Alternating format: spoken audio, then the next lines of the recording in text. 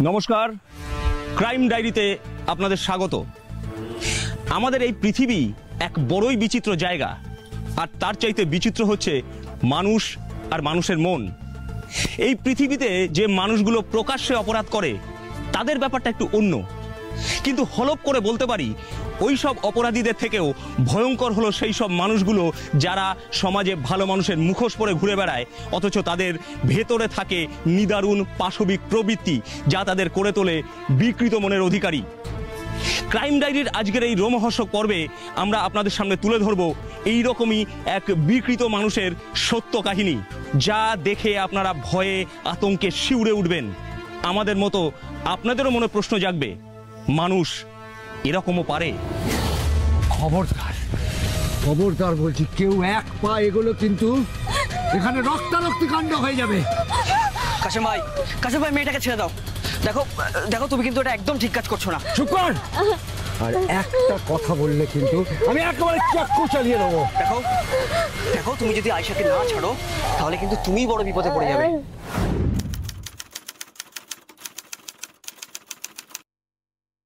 কারণ আমরা পুলিশকে ফোন করে দিয়েছি, আর পুলিশ যদি এখানে আসে তুমি পালানোর পথ খুঁজে পাবে না। ওইসব পুলিশের ভয় আমাকে দেখাস না। ওইসব জীবনে আমি অনেক দেখেছি, ওইসব পুলিশ আমাকে কিচ্ছু করতে পারবে না। আয়েশা, আমার মেয়েটাকে ছেড়ে দাও।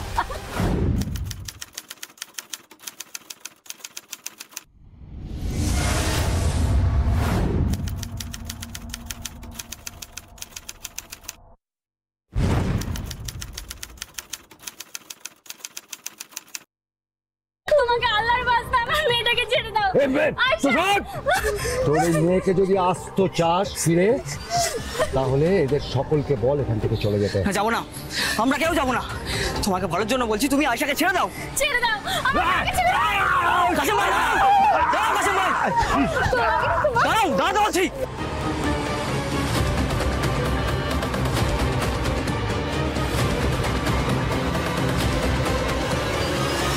সাল 2024, পূর্ব বর্ধমান জেলার মন্তেশ্বরের কাজীপাড়ায় একদিন দুপুরে 10 বছরের মেয়ে আয়েশার চিৎকার শুনে এলাকার লোকজন ছুটে গিয়ে দেখে সেখানকার বাসিন্দা ব্যবসায়ী কাশেম মোল্লা আয়েশার গলায় ধরে রয়েছে এক রক্তমাখা ছুরি।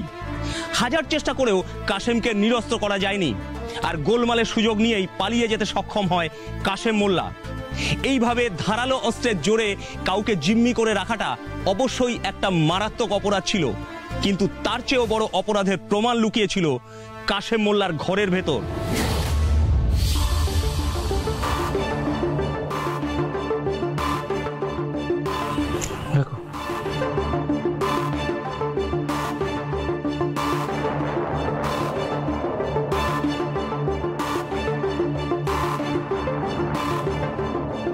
আচ্ছা, ভিকটিমের নাম কি? নাদিরা খাতুন স্যার।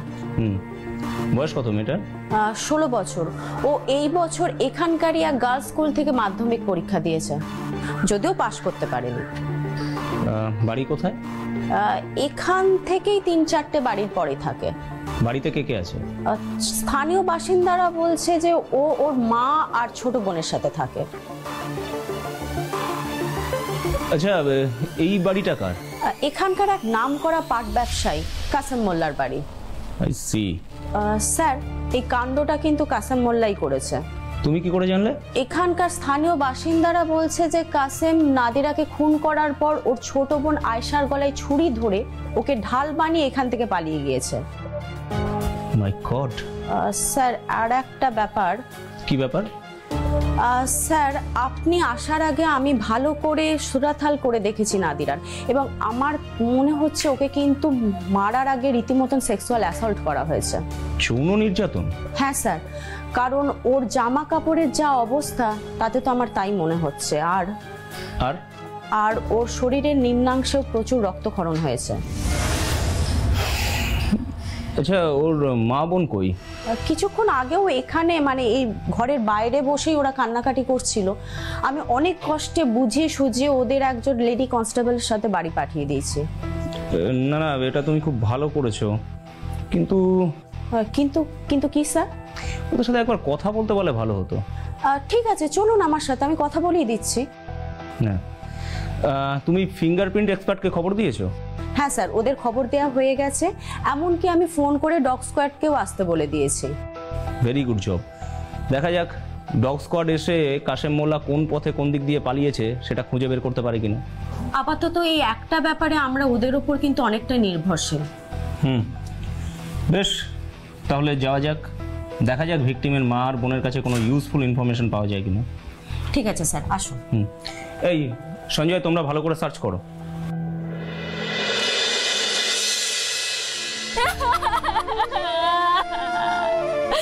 বেটি রে বেটি, তুই কোথায় চলে গেলি আমাকে ছেড়ে? আমার বুকটা যেন মানে ফেটে যাচ্ছে। আজকে কেউ কোনোদিনও আমায় বলবে না আমায় একটু নিজের হাতে খাইয়ে দেবে। আর কি, আমি তোকে কোনোদিনও ঈদের দিনে নিজের হাতে সাজিয়ে আমি ঈদে দিতে পারবো না।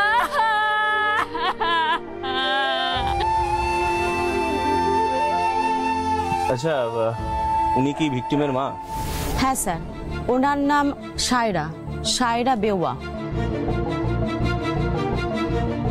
আর যাকে জড়িয়ে ধরে কাঁদছেন উনি নিশ্চয়ই ভিকটিমের বোন। হ্যাঁ, ভিকটিমের ছোট বোন আয়শা খাতুন।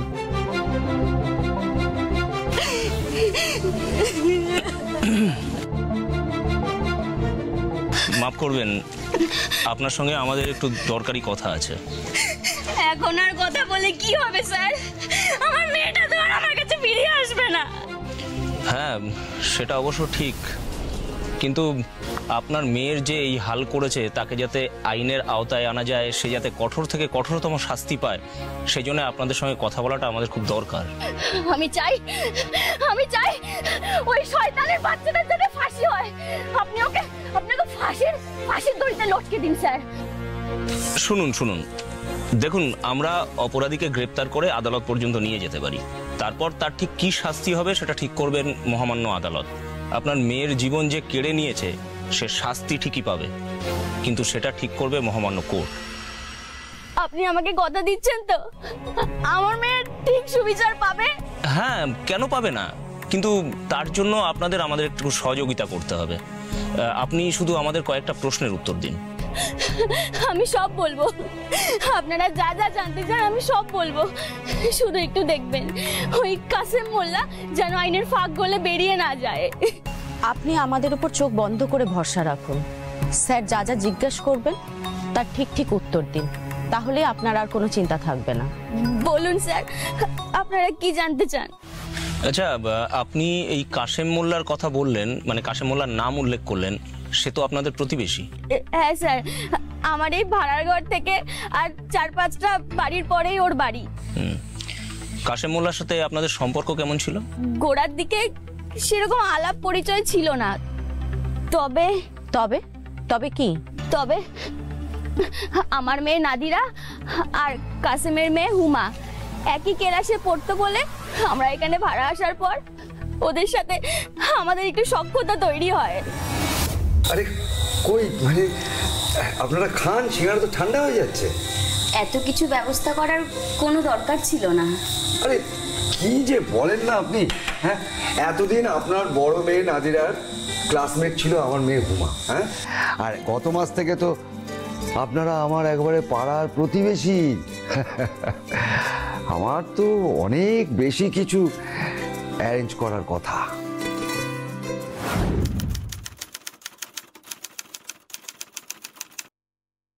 কিন্তু পারিনি। আমার উচিত ছিল বিরিয়ানি, চিকেন চাপ, এই সমস্ত ব্যবস্থা করা। আচ্ছা আব্বু, হ্যাঁ আমি একটা কাজ করি। হ্যাঁ,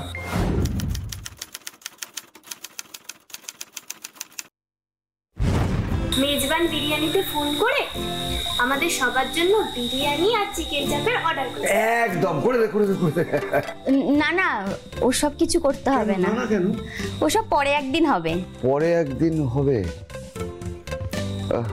আচ্ছা বেশ, তাহলে পরে একদিন আমার বাড়িতে কিন্তু ওই বিরিয়ানির মাহফিল বসবে। সে না হয় ঠিক আছে, কিন্তু আবার কিন্তু কেন? বলছিলাম যে আমিও আপনাদের একদিন দাওয়াত দেব, আপনি হুমাকে নিয়ে আমাদের বাড়িতে আসবেন। আমার হাতের রান্না পেট ভরে খাবেন।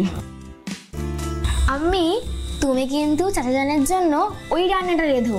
কোনটা রে আয়শা? আরে ও তুমি যেটা ভালো রান্না করো সেটার কথা বলছে। ও আচ্ছা, মুরগি ভুনা। হ্যাঁ, মুরগি ভুনা। হ্যাঁ আয়শা, লেখাপড়া ঠিক মতো করছিস তো? হ্যাঁ, এবারে কিন্তু রেজাল্ট খারাপ হলে তোর আম্মি তোকে কিন্তু ওই মুরগি ভুনার মতো আয়েশা ভুনা করে ছাড়বে। হ্যাঁ, তার মানে শুরুর দিকে আপনাদের মধ্যে বেশ সুসম্পর্কই ছিল বলতে হবে। হ্যাঁ স্যার, ওরাও মাঝে মাঝে আমাদের বাড়িতে আসতো আর আমরা ওদের বাড়িতে যেতাম। বলে যান, আপনি থামবেন না। শুধু ঈদে আর পরবে নয়, আমরা দুই পরিবারের সবাই একসাথে চুটিয়ে আনন্দ করতাম। হোটেলে যেতাম, রেস্টুরেন্টে যেতাম, কখনো আবার সবাই একসাথে ঘুরতেও যেতাম। তারপর আল্লাহর রহমতে সব ঠিকঠাকই চলছিল, খুব সুন্দরভাবে চলছিল।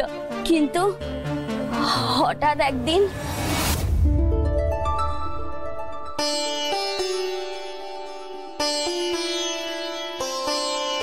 সায়রা, আরে আপনি? হ্যাঁ, দোকান থেকে ফিরে এসে বড্ড একা লাগছিল। উমা বেটিও টিউশন পড়তে গেছে, আর বাড়িতে ওই টিভিতে বসে কাহাতক সিনেমা দেখা যায়। তাই ভাবলাম যে তোমার সঙ্গে এসে চারটি গল্প গুজব করে যাই। ভালোই করেছেন। আয়েশা আর নাদিরা এই সময় টিউশনি গেলে আমার বড্ড একা লাগে, বুকে যেন হাত ধরে যায়। মনে হয় কেউ যেন ছাতির ওপর 10 মণি পাথর চাপিয়ে রেখেছে। হ্যাঁ, এটাই তো ঝামেলা সায়রা, এটাই হচ্ছে ঝামেলা। আসলে তোমার চারপাশে, আমার চারপাশে, আমাদের চারিদিকে আমাদের সন্তান এবং অন্য কেউ যতই ঘিরে থাকুক না কেন সায়রা, আমাদের এই একাকিত্ব কিন্তু কেউ কাটাতে পারে না। যা বলেছেন, যতদিন আয়েশা আর নাদিরার আব্বু বেঁচে ছিল ততদিন আমার জীবনটা একেবারে ভরে ছিল। ওর ইন্তেকাল হয়ে যাওয়ার পর কেমন যেন একটা আচ্ছা সায়রা, তোমাকে একটা কথা জিজ্ঞাসা করব। কি কথা? বলছি যে তোমার মরদ তো 3 বছর হলো ইন্তেকাল করেছে। হ্যাঁ তো সায়রা, তোমার খিদে মেটায় কে? আপনাকে তো প্রথমেই বলেছিলাম আমি এখানকার একটা নার্সিংহোমে আয়ার কাজ করি। ওখানে যা পাই তাতে আমাদের 3 জনের খুব ভালোভাবে হয়ে যায়। খিদের জ্বালায় আমাদের কষ্ট পেতে হয় না। আরে দূর, আমি ওই খিদের কথা বলছি না সায়রা। তাহলে? আমি বলছি যে ওই পেটের খিদে নয়, আমি বলছি শরীরের খিদের কথা। কি বলছেন? এটা আবার কি ধরনের কথা? দেখো সায়রা, আমি এগুলো সব বুঝি, বুঝছি তো। আমার বিবির সাথে আমার তালাক হয়ে যাওয়ার পরে আমি খুব ভালোভাবে বুঝতে পারি যে পেটের খিদের মতো না, শরীরের খিদেও বড্ড কষ্ট দেয়, বুঝলে? থাক না, এসব কথা এখন থাক। না সায়রা, না, আমি আর পাচ্ছি না সায়রা, আমি আর পাচ্ছি না। আমি কি করছেন? না, কি করছেন আপনি এসব? পাচ্ছি না সায়রা। কি করছেন?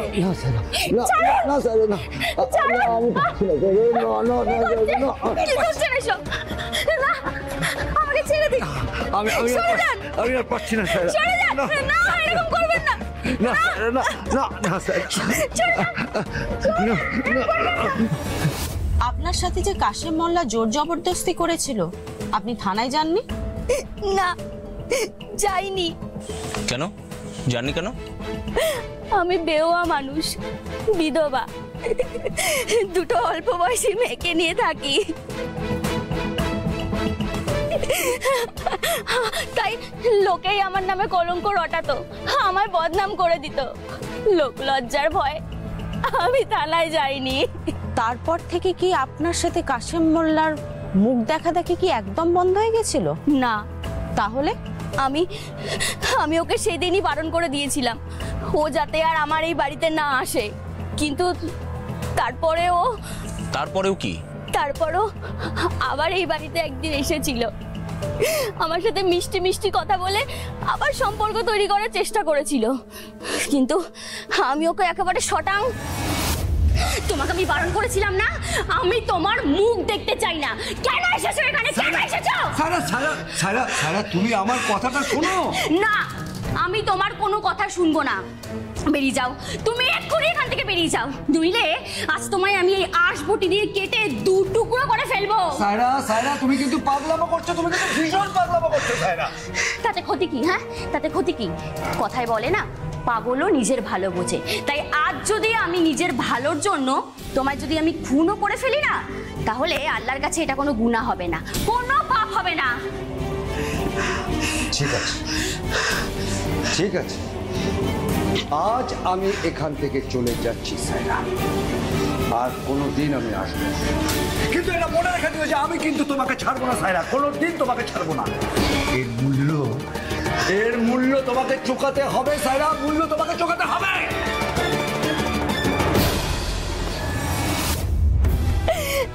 আমি জানতাম এর মূল্য আমাকে একদিন চুকাতেই হবে, কিন্তু আমার নাদিরাকে যে ওর জীবন দিয়ে এর দাম দিতে হবে তা আমি দুঃস্বপ্নেও ভাবিনি স্যার। আপনি আগে থেকে একটু সাবধান হননি কেন?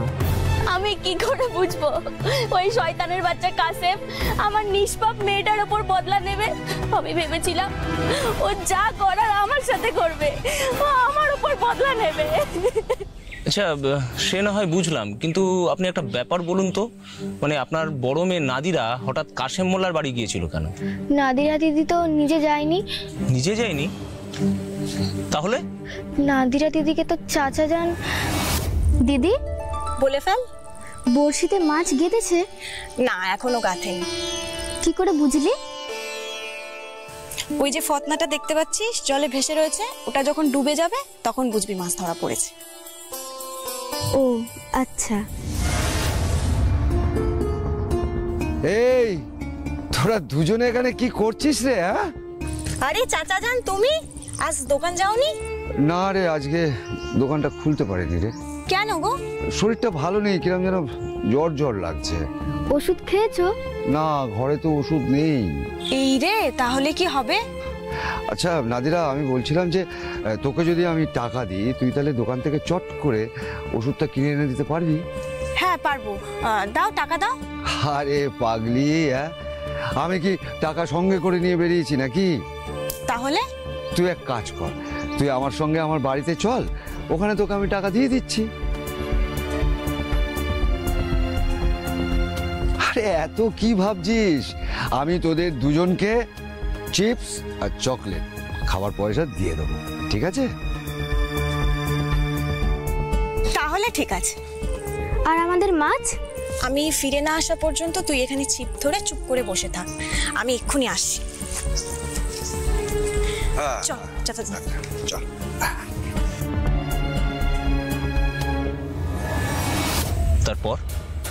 তারপর কি হয়েছিল? তারপর নাদিরা দিদি ফিরে না আসায় আমি ছিপ রেখে চাচা জানের বাড়িতে গিয়েছিলাম, আর সেখানে গিয়ে দেখি দিদি, এ দিদি তুই কোথায় গেলি? দিদি,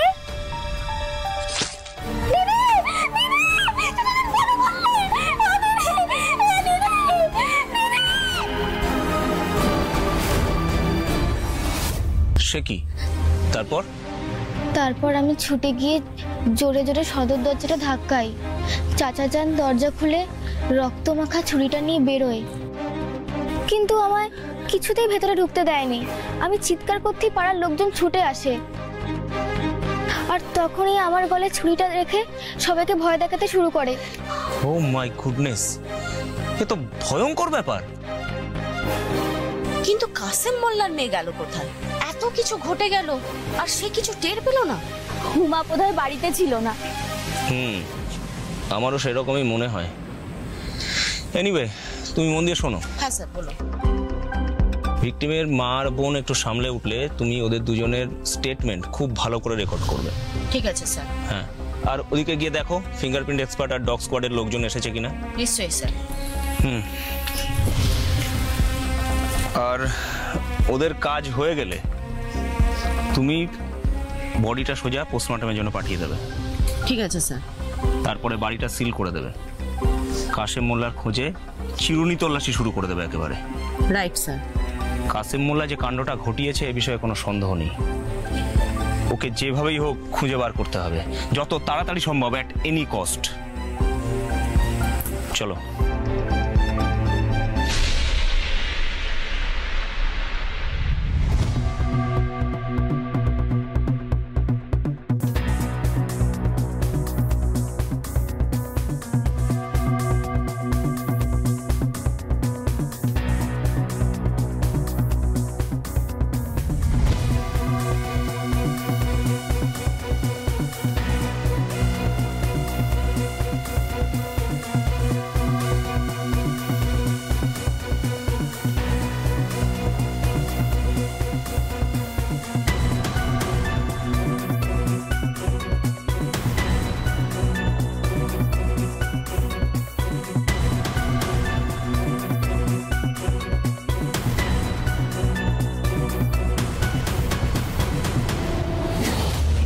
ব্যাপার আমাদের কাছে একেবারে দিনের আলোর মতো পরিষ্কার ছিল যে নাদিরা নামক নাবালিকাকে যে নির্মমভাবে হত্যা করেছে সে পাট ব্যবসায়ী কাশেম মোল্লা ছাড়া আর কেউ নয়।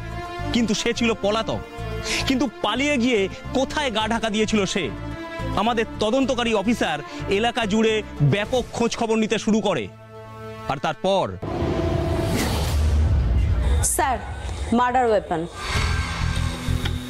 তুমি এই ছুরিটা কোথা থেকে পেলে? আমাদের ডগ স্কোয়াডের কুকুরটা কাশেম মোল্লার বাড়ি থেকে বেরিয়ে প্রায় 1.5 কিলোমিটার এগিয়ে একটা রাস্তার ক্রসিং এ গিয়ে দাঁড়িয়ে যায়। তারপর আমাদের কুকুরটা কিন্তু আর এগোয়নি। কেন এরকম কেন? আমার মনে হচ্ছে স্যার কাশেম মোল্লা ওই ক্রসিং থেকে কোনো টোটো বা বাস ধরে ওই তল্লাট ছেড়ে পালিয়ে গেছে। তাই আমাদের ডগ স্কোয়াডের কুকুরটা আর কোনো গন্ধ পায়নি বলে ওখানে থেমে গেছে। আচ্ছা, ছুরিটা কি ওই ক্রসিং এই পাওয়া গেছে? হ্যাঁ স্যার, ওই ক্রসিং এর কাছেই একটা বাঁশ ঝাড় ছিল। ওই বাঁশ ঝাড়ের কাছেই একটা ঝোপ থেকে আমাদের কনস্টেবল এই ছুরিটা উদ্ধার করে। তার মানে ওই ক্রসিং থেকে বাস বা টোটো ধরার আগে কাশেম মোল্লা ওই বাঁশ ঝাড়ের পাশে কোনো ঝোপের মধ্যে ছুরিটা ফেলে দিয়েছিল। Exactly sir. তার মানে লোকটা শুধু হিংস্র নয়, খুব ধূর্ত। আর ও কিন্তু খুব ভালোভাবে জানতো এই রক্তমাখা ছুরি নিয়ে ঘোড়াটা কিন্তু খুব বিপজ্জনক। তাই এখান থেকে পালিয়ে যাওয়ার আগে ও ঝোপের মধ্যে ছুরিটা ফেলে দিয়ে গেছে। আর এমন একটা জায়গায় ফেলেছে যেখানে কিন্তু আমাদের ডগ স্কোয়াড না থাকলে পৌঁছানো সম্ভব ছিল না। একদম ঠিক। আপনাকে আর একটা কথাও জানিয়ে রাখি স্যার, ক্রাইম অফ অকারেন্সে দাঁড়িয়ে আপনাকে আমি যে কথাটা বলেছিলাম, পোস্টমর্টম রিপোর্টে কিন্তু তার উপরেই শিলমোহর দিয়েছে। কি সেটা? খুন করার আগে ভিকটিম নাদিরা খাতুনের ওপর অকথ্য শারীরিক অত্যাচার করা হয়। Very sad. আমরা ওখানে যে ব্লাডটা দেখেছিলাম সেটা কিন্তু ভিকটিমের ভ্যাজাইনাল ব্লাড। আর কাশেম মোল্লার মেয়ের কি খবর? তার কোনো খোঁজ খবর পেলে? স্যার, কাশেম মোল্লার মেয়ে কিন্তু আপাতত এখানে নেই। সে তার মামার বাড়িতে আছে। মানে এখান থেকে প্রায় 5 কিলোমিটার দূরে কাসেমগঞ্জ বলে একটা গঞ্জ টাইপের এলাকা আছে, সেখানেই ওর মামার বাড়ি। হুমা ওখানেই আছে। Good job officer. আমি জানতাম তোমার ইনফরমেশন নেটওয়ার্ক জবরদস্ত। তুমি ঠিক কাশেমের মেয়ের হোয়ার অ্যাবাউটস বার করে ফেলবে। তাহলে কি এখন হুমাকে জিজ্ঞাসাবাদ করি? অবশ্যই, আজকেই যাও, দেখো কাশেমের সম্পর্কে আর নতুন কোনো তথ্য পাও কিনা। Okay sir. আমি কিছু জানি না, আমি কিচ্ছু জানি না, আল্লাহ কসম বলছি আমি কিচ্ছু জানি না। দেখো হুমা, আমি জানি তুমি বেশি কিছু জানো না, তবু কয়েকটা কথা জানার জন্য আমি তোমার কাছে এসেছি। কি জানতে চান বলুন। তুমি তোমার মামার বাড়ি কবে এসেছো? যেদিন আমার বন্ধু নাদিরা খুন হয় সেদিন সকালে। তা হঠাৎ তুমি তোমার মামার বাড়ি এলে কেন? আসলে সেদিন আমার আব্বু বলেছিল।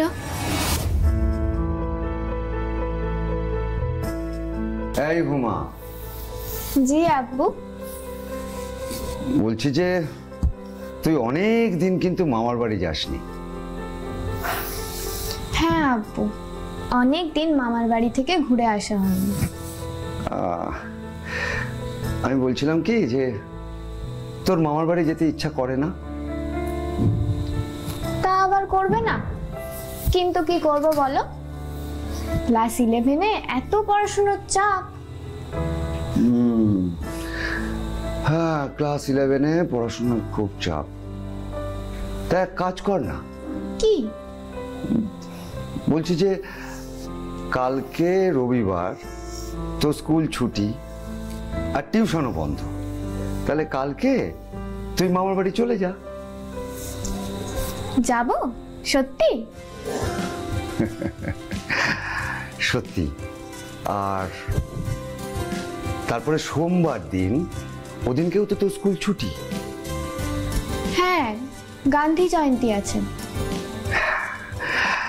আমি বলছিলাম কি যে কালকে আর পরশু দুদিন মামার বাড়ি থেকে তারপরের দিন সকালবেলা তুই বাড়ি চলে এলি।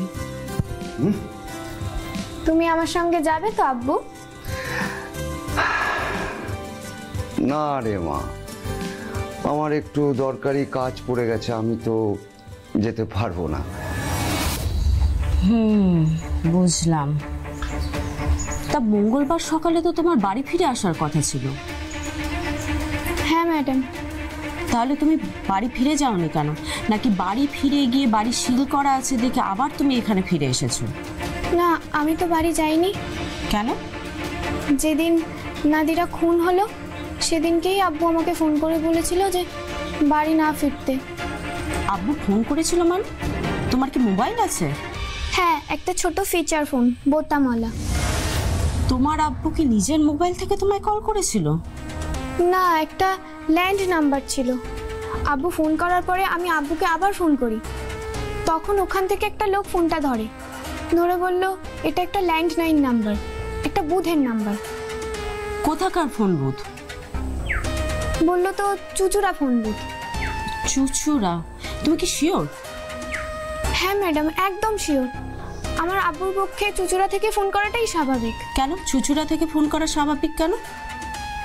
আব্বুর তো পাটের ব্যবসা, তাই ওই কাজের জন্যই চুচুড়ায় যায়। তা তোমার আব্বু যখন চুচুড়ায় যান, ওখানে গিয়ে থাকেন কোথায়? ওখানে কি তোমাদের কোনো আত্মীয় স্বজন আছে? না, সেরকম তো কেউ নেই। তাহলে উনি থাকেন কোথায়? চুচুড়ায় একটা লজ আছে, আব্বু ওখানে গেলে ওখানেই ওঠে। আব্বুর ওই জায়গাটা খুব পছন্দের, আসলে নিরিবিলি শান্ত জায়গা তো। আচ্ছা এবার বলো তো ওই লজের নামটা? লজের নাম হ্যাঁ মনে পড়েছে, ওয়েলকাম লজ।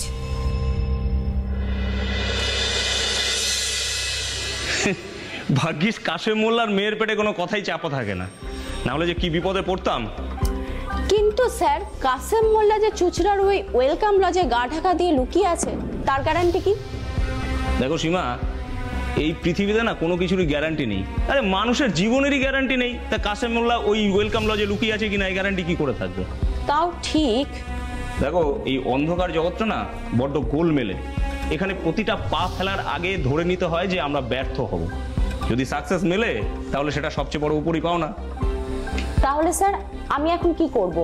ফোর্স নিয়ে গিয়ে ওই ওয়েলকাম লজে রেড করব? অবশ্যই। শুভ কাজে দেরি কেন?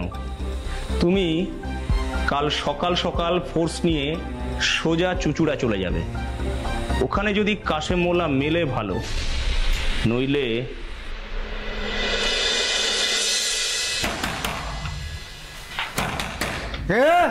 Room service. হ্যাঁ খুলছে। তোর খেল খতম কাসেম, একদম পালানোর চেষ্টা করবি না, তাহলেই কিন্তু গুলি করে খুলি উড়িয়ে দেবো।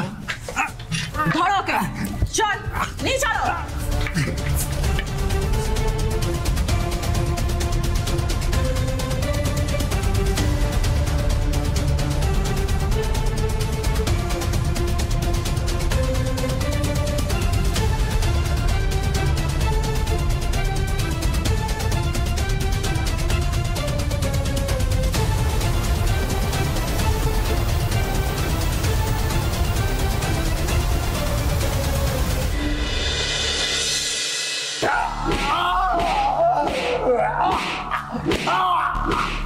বল বল, নাদিরাকে ধর্ষণ করে খুন করলি কেন? বল বল।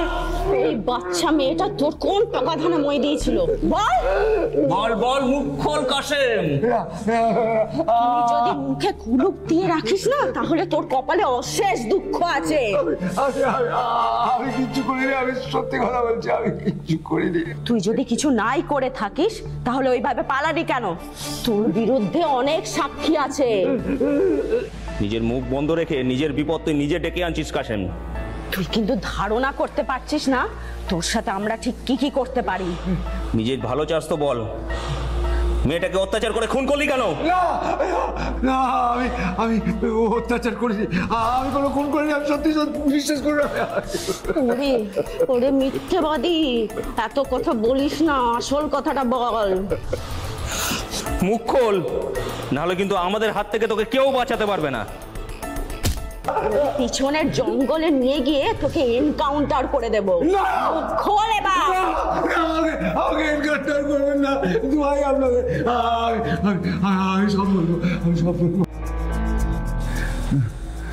এটাই তো শেষ সুযোগ কাশেম। যদি একটা কথাও লুকিয়েছিস আর মিথ্যে কথা বলেছিস, আমি তোকে প্রমিস করছি গুলি বেরোবে আমাদের বন্দুক থেকে আর কপাল ফুটো হবে তোর। আমি বললাম তো, আমি সব। তাহলে ভনিতা না করে এবার বলতে শুরু কর। নাদিরারা আমাদের পাড়ায় আসার পর থেকে ওদের সঙ্গে আমাদের একটা সুন্দর সম্পর্ক তৈরি হয়। আমাদের আমাদের মেলামেশাও বাড়ছিল, কিন্তু ওসব কিন্তু পরন্তু না পরে হবে, এখন আসল কথাটা বল। কিন্তু নাদিয়ার মা সায়রা এত দেখতে সুন্দর ছিল যে আমি ওর প্রেমে পড়ে যাই। আর তাই একদিন সন্ধ্যায় আমার বিবির সাথে আমার তালাক হয়ে যাওয়ার পরে আমি খুব ভালোভাবে বুঝতে পারি যে পেটের খিদের মতো না, শরীরের খিদেও বড্ড কষ্ট দেয়, বুঝলে? থাক না এসব কথা, এখন থাক। না সায়রা, না, আমি আর পাচ্ছি না সায়রা, আমি আর পাচ্ছি না। আমি কি করছেন? কি করছেন আপনি এসব? পাচ্ছি না সায়রা। কি করছেন? না সায়রা, না সায়রা, না, আমি পাচ্ছি না সায়রা, না। কি করছেন এসব? না, আমাকে ছেড়ে দিন। আমি আর পাচ্ছি না সায়রা। সরে যান। না, এরকম করবেন না। না সায়রা, না সায়রা,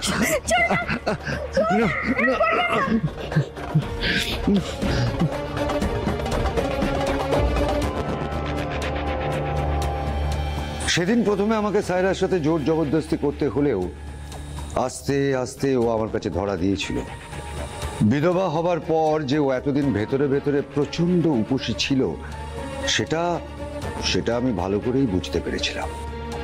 এই শোনো, আমরা যেটা করলাম সেটা অন্যায় নয় তো? অন্যায় কেন হবে? না মানে আমরা এইভাবে মেলামেশা করলাম, আল্লাহ যদি নারাজ হয়? আমরা যেটা করলাম সায়রা, সেটা তো ভালোবাসার থেকেই করলাম নাকি? আল্লাহ কেন নারাজ হবেন? ভালোবাসা এটা তো আমার কাছে ভালোবাসা, বুঝলে তো? কিন্তু তোমার কাছে কি, সেটা তুমি ভালো বলতে পারবে। ভালোবাসি কিনা জানি না, তবে আমিও তোমায় বেশ পছন্দ করি। সত্যি? আল্লাহ কসম।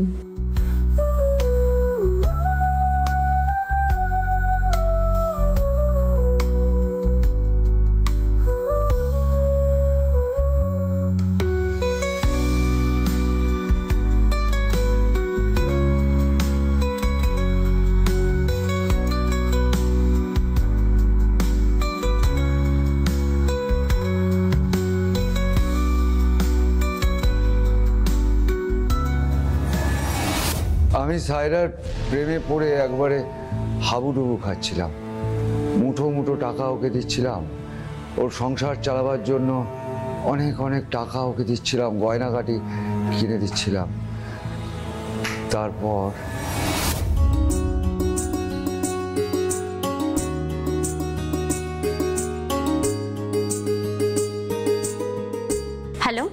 কাশেম বলছিলাম।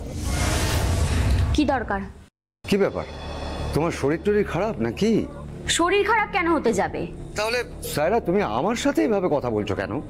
কারণ তোমার সাথে আমার কথা বলার কোনো ইচ্ছে নেই। ও বুঝেছি, মেয়েরা নিশ্চয়ই আপনার সাথে খুব আজকে বদমাইশি করেছে, তাই আপনার মেজাজটা খুব খারাপ। না, সেরকম কিচ্ছু না। তাহলে? আসলে আসলে আমি আর তোমার সাথে কোনো সম্পর্ক রাখতে চাই না। এসব তুমি কি বলছো সায়রা? আল্লাহর দোহাই, প্লিজ প্লিজ তুমি আর কি মেরো না সায়রা, প্লিজ। ইয়ার কি নয়, আমি সত্যি বলছি, তোমার সাথে আমি আর যোগাযোগ রাখতে চাই না। কেন সায়রা, কেন? সব কেনর উত্তর হয় না। সায়রা, সায়রা আমি কি কোনো ভুল করে ফেলেছি? আমি তোমার কোনো প্রশ্নেরই জবাব দেব না। ঠিক আছে, আমি কাল একবার তোমার বাড়িতে যাব। না, এখানে এসো না। ঠিক আছে, তাহলে তুমি ওই ধানকলের মাঠেই এসো। আজ আমি এসেছি, কিন্তু তুমি আর কোনোদিনও এইভাবে আমায় আর আসতে বলো না। কেন কেন সায়রা, তোমার কোথায় অসুবিধা হলো যে তুমি এইভাবে তুমি বদলে গেলে? আমি অনেক চিন্তা করে দেখলাম, আমার এইভাবে মেলামেশা করাটা একদম উচিত হচ্ছে না, আর এটা তোমার পক্ষেও ঠিক না। কিন্তু সায়রা, অসুবিধাটা কোথায়? কারণ এই সম্পর্কের কোনো ভবিষ্যৎ নেই। কিন্তু সায়রা, আমি তো তোমাকে বলেছি যে আমি তোমাকে নিকাহ করব। কিন্তু আমার পক্ষে সেটা করা সম্ভব নয়। সায়রা সায়রা সায়রা, কেন সম্ভব নয় সেটা তো বলবে, কেন সম্ভব নয়? দেখো, এত জবাবদিহি আমি তোমাকে করতে পারবো না। শুধু এটুকু জেনে রাখো, আমায় এখন আয়ার কাজ করে যে করেই হোক আমার মেয়ে দুটোকে খুব ভালো করে মানুষ করতে হবে। সায়রা, আমি তো তোমাকে বলেছি যে আমি তোমাকে নিকাহ করব, তাহলে তো তোমাকে আর এই আয়ার কাজ করে এত কষ্ট করে তোমাকে তো চালাতে হয় না। হয়তো তাই, কিন্তু আমি আর এই বয়সে কারোর গলগ্রহ হতে পারবো না। তাছাড়া যদি কোনো অবিবাহিত ছেলে হতো আমি একবারই রাজি হয়ে যেতাম, কিন্তু তোমার তো ডিভোর্স হয়ে গেছে, তার উপর আবার একটা ধাড়ি মেয়েও আছে। তোমায় আমি নিকাহ করতে যাব কোন দুঃখে? বাহ সায়রা বাহ, এতদিন তুমি আমার সঙ্গে প্রেমের নাটক করার সময় এগুলো মনে ছিল না? নাকি তুমি আমার সঙ্গে ওই টাকা পয়সা গয়নাগাটি এইগুলো হাতাবার জন্য তুমি ছল করছিলে আমার সাথে? শোনো, সে তুমি যা ভাবার ভাবতে পারো। ঠিক আছে, তুমি যা বলছো তাই হবে, তবে আমার টাকা পয়সা এবং গয়নাগাটিগুলো ফেরত দিয়ে দিতে হবে। ওসব আমি আর ফেরত দিতে পারবো না। কেন পারবে না? কারণ আমি সব টাকা খরচ করে ফেলেছি, আর সব গয়না আমি আমার বোনকে দিয়ে দিয়েছি। যাকে আমি এখন আসি, খুদা হাফেজ। সায়রা যে আমার সঙ্গে এরকম করবে সেটা আমি ভাবতেও পারিনি, কিন্তু তারপরেও আমি সায়রার বাড়িতে যাই, আর তারপর তোমাকে আমি বারণ করেছিলাম না, আমি তোমার মুখ দেখতে চাই না। কেন এসেছো এখানে? কেন এসেছো? সায়রা, তুমি আমার কথাটা শোনো না, আমি তোমার কোনো কথা শুনবো না। বেরিয়ে যাও, তুমি এক্ষুনি এখান থেকে বেরিয়ে যাও, নইলে আজ তোমায় আমি এই আঁশবটি দিয়ে কেটে দু টুকরো করে ফেলবো। সায়রা, তুমি কিন্তু পাগলামো করছো, তুমি কিন্তু ভীষণ পাগলামো করছো সায়রা। তাতে ক্ষতি কি? হ্যাঁ, তাতে ক্ষতি কি? কথায় বলে না, পাগলও নিজের ভালো বোঝে। তাই আজ যদি আমি নিজের ভালোর জন্য তোমায় যদি আমি খুনও করে ফেলি না, তাহলে আল্লাহর কাছে এটা কোনো গুনাহ হবে না, কোনো পাপ হবে না। কি হলো, থামলি কেন? বলে যা, আমরা সব শুনছি। এই অপমান, এই চিটিংবাজি আমি কিছুতেই সহ্য করতে পারছিলাম না, তাই আমি ঠিক করলাম যে এর বদলা আমি নেবই। আর তাই আমার মেয়ে হুমাকে একদিন আমি মামার বাড়িতে পাঠিয়ে দিই। কালকে রবিবার, তো স্কুল ছুটি আর টিউশনও বন্ধ, তাহলে কালকে তুই মামার বাড়ি চলে যা। যাব? সত্যি? চাচা যান, টাকা দাও, চট করে ওষুধগুলো। কি দরজা বন্ধ করছো কেন? আয় আমার কাছে আয়। কেন? আয় না, আয় আমার কাছে, এখানে আয়। আচ্ছা, তুই কি জানিস যে তোর মা আমার সাথে কি করেছে? কি করেছে? বস বস বস বস না, আরে বস বস, ভয় পাচ্ছিস কেন? বস। বলছি যে ইতিহাস বইয়ে মির্জাফরের গল্প তুই পড়েছিস? হ্যাঁ পড়েছি। মির্জাফর যেরকম নবাবের সাথে গাদ্দারি করেছিল না, তোর মাও ঠিক সেই রকম আমার সাথে বেইমানি করেছে। মানে মানে মানে মানে আর কিছু নয়, মানে হচ্ছে বদলা। আমি বদলা চাই। হ্যাঁ বদলা, বদলা, বদলা। না, আমি ভেবেছিলাম যে ওকে মেরে ওর লাশটা দূরের খালের জলে ভাসিয়ে দেব, কিন্তু কিন্তু কি জানেন, আমার নসিবটাই খারাপ। আয়েশা জানলা দিয়ে দেখে ফেলে, চিৎকার চেঁচামেচি করে পাড়ার লোকজন সব চলে আসে আর পুরো বাড়িটাকে ঘিরে ধরে। আসল কথা কি জানিস কাসেম, আয়েশা যদি তোকে জানলা দিয়ে নাও দেখে ফেলতো তাহলে একদিন না একদিন তুই ঠিকই ধরা পড়তিস। ওই যে কথাই বলে না, পাপ কখনো চাপা থাকে না। আর তুই যে পাপ করেছিস, যে বিকৃত মনের পরিচয় তুই দিয়েছিস, তাতে তোকে শাস্তি পেতেই হবে। তোর হয় ফাঁসি হবে, না হলে যাবজ্জীবন। আজ থেকে দিন গোনা শুরু কর। হ্যাঁ, কাসেম শুধু একজন অপরাধী নয়, সে একজন বিকৃত মনের মানুষ। সে একটা নিষ্পাপ কিশোরীর সঙ্গে যা করেছে তার কোনো ক্ষমা নেই, ক্ষমা করার কোনো প্রশ্নই ওঠে না। তাই কাসেমকে শাস্তি পেতেই হবে। সে যদি শাস্তি না পায় তাহলে ঘাড়ের কাছে নিঃশ্বাস ফেলতে থাকা অপরাধীরা প্রশ্রয় পেয়ে যাবে, সাহস পেয়ে যাবে। আর সেটা হলে ঘরে ঘরে সযত্নে সস্নেহে লালিত নাদিরাদের মতো অগণিত নিষ্পাপ কিশোরীদের জীবন বিপন্ন হয়ে উঠবে। আমরা সেটা হতে দিতে পারি না, আমরা সেটা হতে দেব না।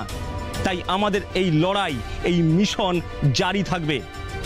আমাদের মতো সাবধান হন আপনিও, সাবধান হও বাংলা।